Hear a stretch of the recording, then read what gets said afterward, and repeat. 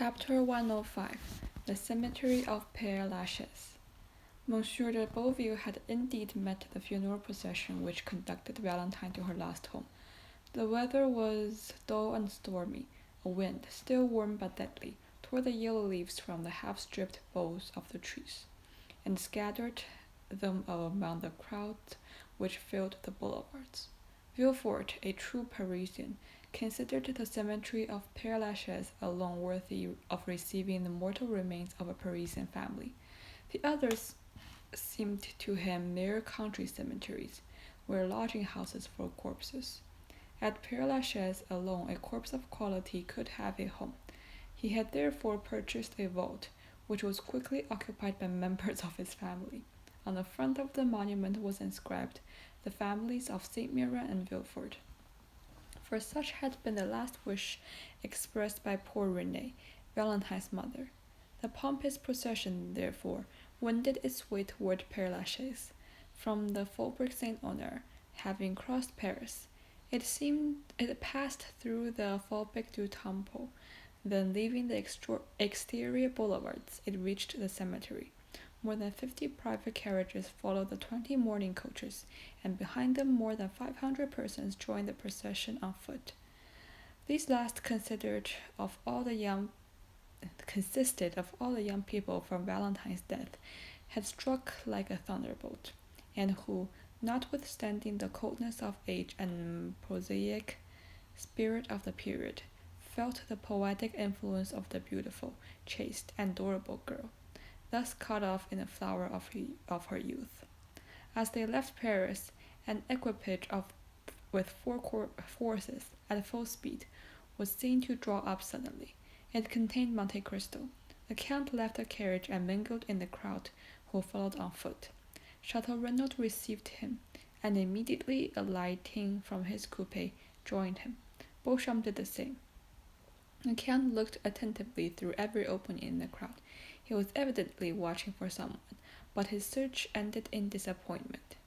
"Where's Morel?" he asked. "Do either of you gentlemen know where he is?" "We have already asked that question," said Chateau Renaud, "for none of us have seen him." The Count was silent, but continued to gaze around him. At length they arrived at the cemetery. The piercing eye of Monte Cristo glanced through clusters of bushes and trees, and was soon relieved from all anxiety, for he saw a shadow glide between the yew trees, and Monte Cristo recognized him whom he sought. A funeral in this magnificent necropolis generally presents the same aspect at all the times. Black figures scattered in the long white avenues, a silence of earth and heaven broken by some crackling branch or by the noise of some fence disturbed near a monument. Then the melancholy chant of the priest, mingled now and then with a sob of anguish, escaping from under a mass of flowers that concealed some woman in despair with clasped hands. The shadow of Monte Cristo had passed rapidly behind the tomb of Abelard and Héroes, and placed itself close to the horses' heads belonging to the heirs, and following the undertaker's men, arrived with them at the spot appointed for the burial. Each person's attention was occupied. Monte Cristo saw nothing but a shadow, which no one else observed. Twice the Count left the ranks to see whether the object of his interest had any concealed weapon beneath his cloth. When the procession stopped, the shadow recognized as Morel, who, with his coat buttoned up to his throat, his face livid, and convulsively crushing his hat between his fingers, leaned against a tree, situated on an elevation commanding the mausoleum, so that none of the funeral details could escape his observation. Everything was conducted in the usual manner. A few men, at least impressed of all by the scene, pronounced disclosures, some deploring this premature death, others expatiating on the grief of the father, and one very ingenious person quoted the fact of Valentine having solicited pardon of her father for criminals on whom the arm of justice was ready to fall, until at length they exhausted their stories of metaphor and mournful speeches, elaborate variations on the stanzas of Malherbe to Despériers. Monte Cristo heard and saw nothing, or rather, he only saw Morel, whose calmness had a frightful effect on those who knew what was passing in his heart. See, said Beauchamp, pointing out Morel to Debray.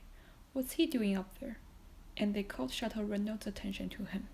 How pale he is, said Chateau Renaud, shuddering. He is cold, said Debray. Not at all, said Chateau Renaud slowly.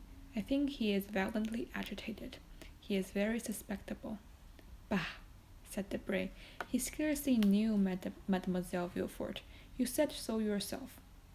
True, still I remember he danced 3 times with her at Madame de Morcerf's.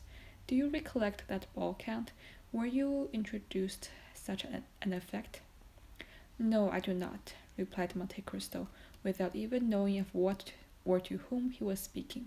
So much was he occupied in watching Morel, who was holding his breath with emotion. The disclosure is over. Farewell, gentlemen, said the Count, unceremoniously. And he disappeared without anyone seeing whither he went. The funeral being over, the guests returned to Paris. Chateau Renaud looked a moment for Morel, but while watching the departure of the Count, Morel had quitted his post, and Chateau Renaud, failing in his search, joined Debray and Beauchamp.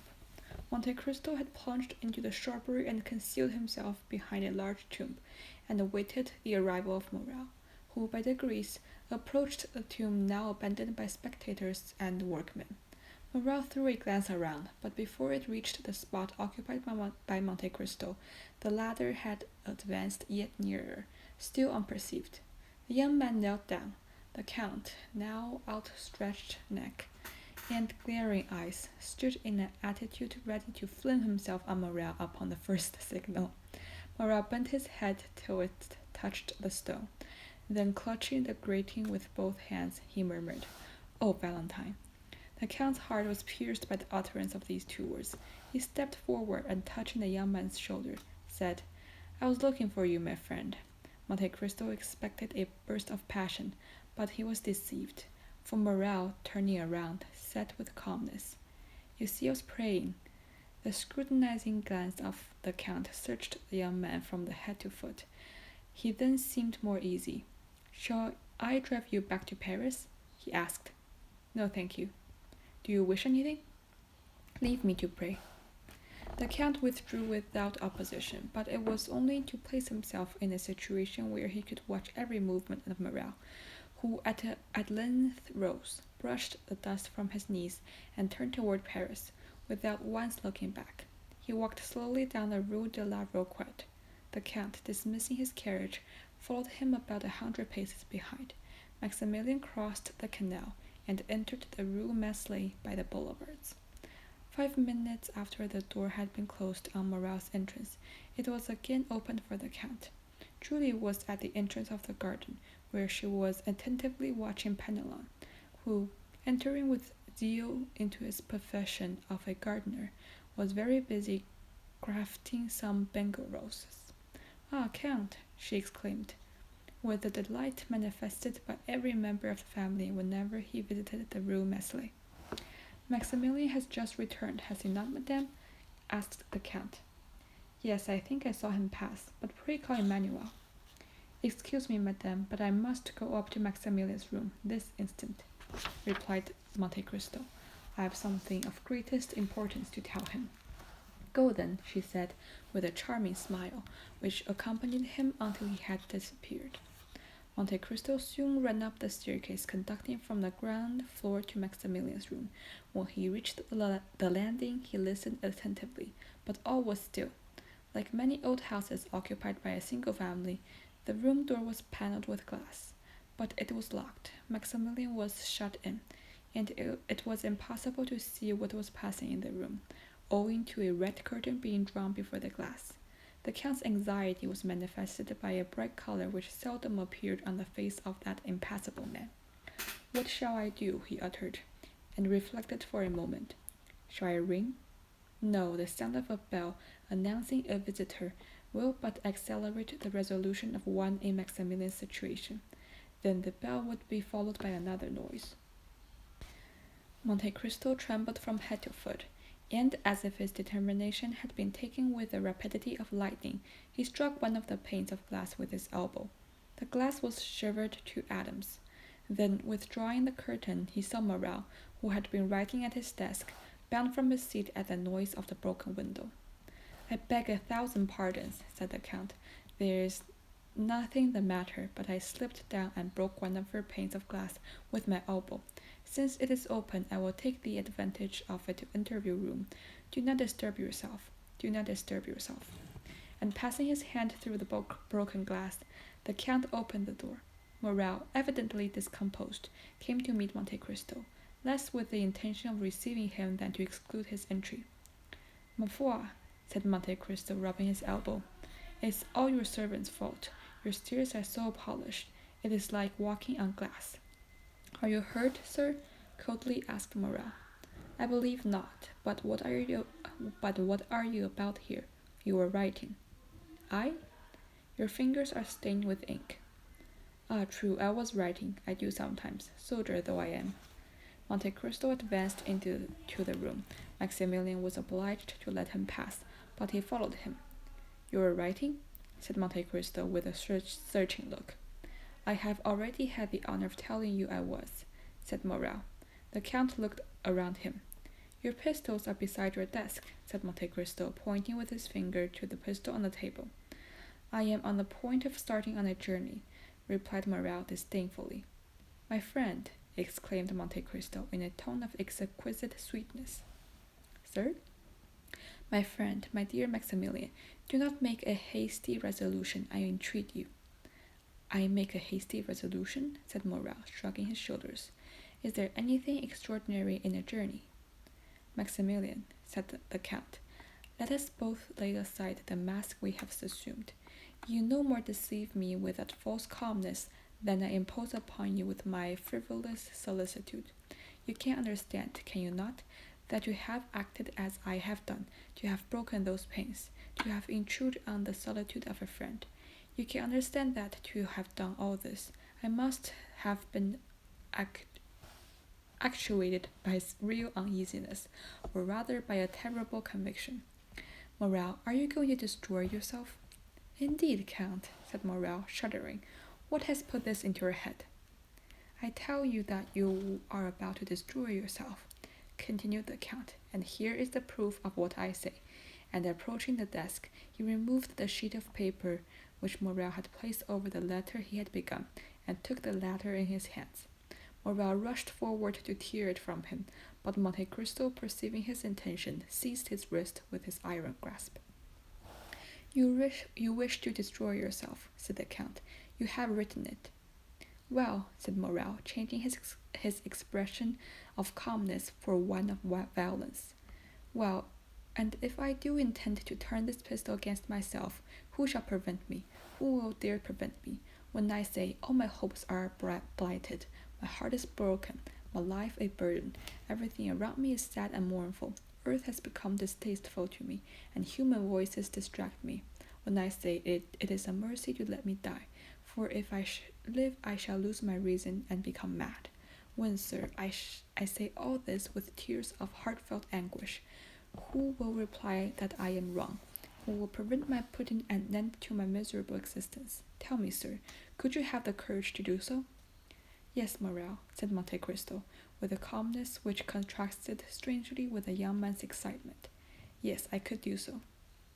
You, exclaimed Morel, with increasing anger and reproach, you who have deceived me with false hopes, who have cheered and soothed me with vain promises, when I might by some sudden stroke, some desperate resolution, if not have saved her, at least have seen her die in my arms.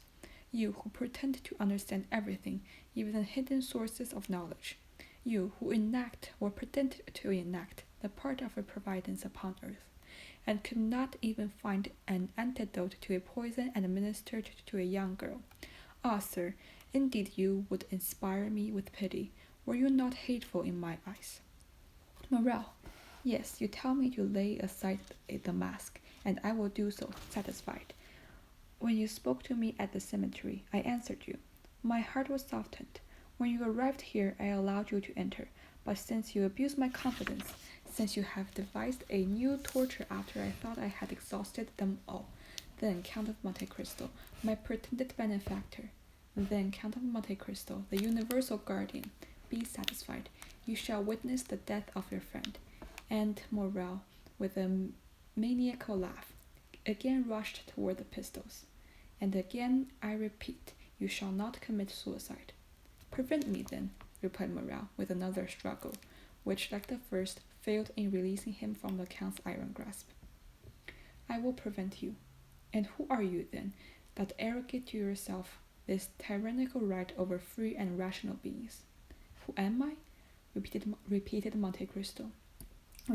Listen, I am the only man in the world having the right to say to you, Morrel, your son's father shall not die today. And Monte Cristo, with an expression of majesty and sublimity, advanced, with his arms folded, toward the young man, who, involuntarily overcome by the command of this man, recoiled a step. Why do you mention my father? Stammered he. Why do you mingle a recollection of him with the affairs of today?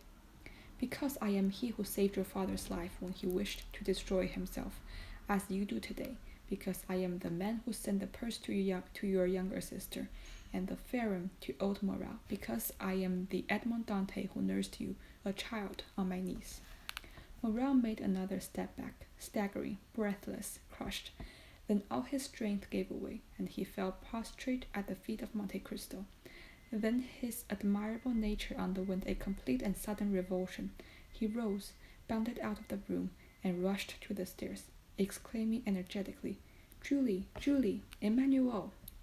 Monte Cristo endeavored also to leave, but Maximilian would have died rather than relax his hold of the handle of the door, which he closed upon the Count. Julie, Emmanuel, and some of the servants ran up in alarm on hearing the cries of Maximilian. Morrel seized their hands and, opening the door, exclaimed in a voice choked with sobs, on your knees, he is our benefactor, the savior of our father, he is. He would have added the Edmond Dantès, but the Count seized his arm and prevented him.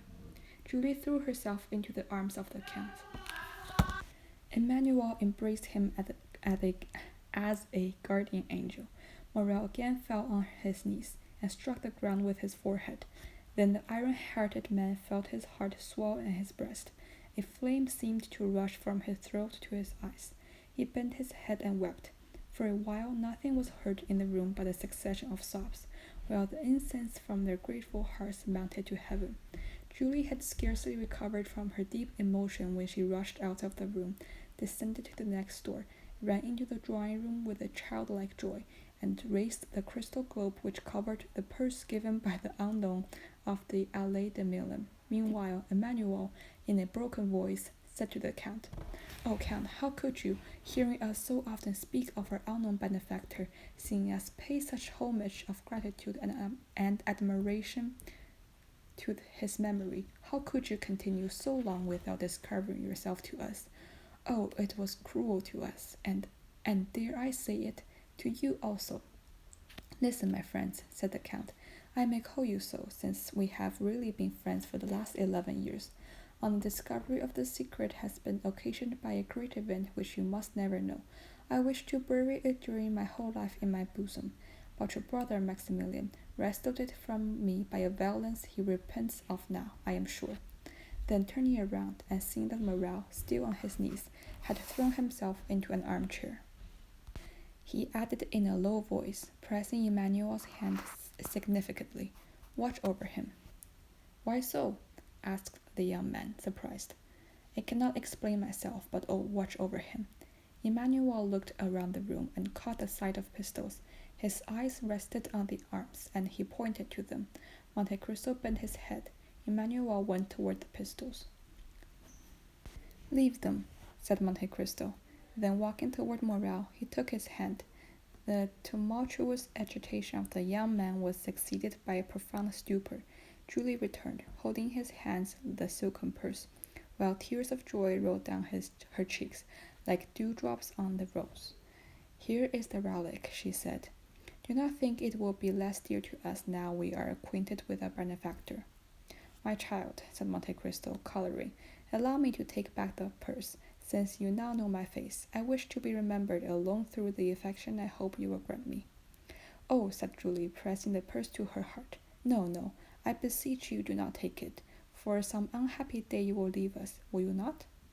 You have guessed rightly, madame, replied Monte Cristo, smiling. In a week I shall leave this country, where so many persons who merit the vengeance of heaven lived happily, while my father perished of hunger and grief. While announcing his departure, the Count fixed his eyes on Morrel, and remarked that words, I shall have left this country, had failed to rouse him from his lethargy. He then saw that he must make another struggle against the grief of his friend, and taking the hands of Emmanuel and Julie, which he pressed within his own, he said with the mild authority of a father, My kind friends, leave me alone with Maximilian. Julie saw the means of carrying off her precious relic, which Monte Cristo had forgotten. She drew her husband to the door. Leave us. Let's leave them, she said. The Count was alone with Morrel, who remained motionless as a statue. Come, said Monte Cristo, touching his shoulder with his finger. You are a man again, Maximilian? Yes, for I began to suffer again. The Count frowned, apparently in a gloomy hesitation. Maximilian, he said, the ideas you yield are unworthy of a Christian. Oh, do not fear, my friend, said Morrel, raising his head and smiling with a sweet expression on the Count. I shall no longer tempt my life. Then we are to have no more pistols, no more arms? No, I have found a better remedy for my grief than either a bullet or knife. Poor fellow, what is it? My grief will kill me of itself.